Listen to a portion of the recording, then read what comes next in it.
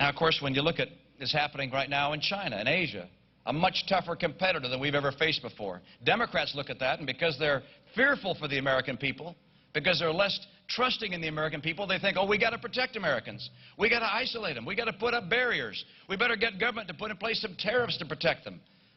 Republicans instead say, boy, we're facing some tough competition, but Americans can compete with anybody. You see, Republicans recognize that protectionism is just like taking a drug. It may feel great at the very beginning, but it is a sure road to doom and disaster. You are anti-protectionism. Strongly, you believe in free trade and open trade, but isn't that something, again, that people who would say we need to protect the American family, we need to look after those who are unemployed in the country, might find objectionable? They may find it objectionable, but if they think about what's happened around the globe and in history, they'll realize that protectionism has always been associated with economic peril.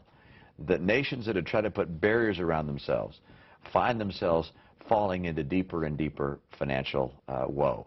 There are a number of people who feel, for instance, that the protectionism that was put in place at the advent of the Great Depression was one of the reasons we went into a depression. One of the reasons for that is that America sells a lot of stuff to the people. And if we put walls up around us, it not only keeps foreign goods out, it keeps American goods from being able to go other places.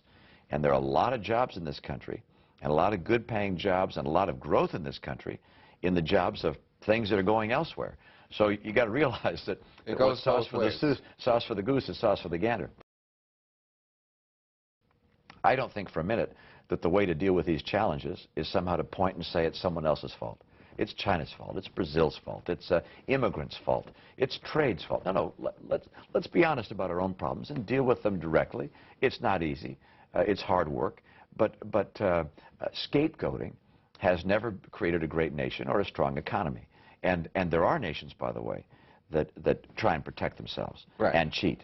And there's no question. If there were somehow magically to keep other people's goods in, but to allow our goods to go out, everybody before that. And some nations try and pull that off. When they do try and pull that off, we got to make sure they can't get away with it. One thing's for sure, however, people watch America too closely for us to think we can keep foreign goods out and at the same time sell our goods to the world. Do you think it's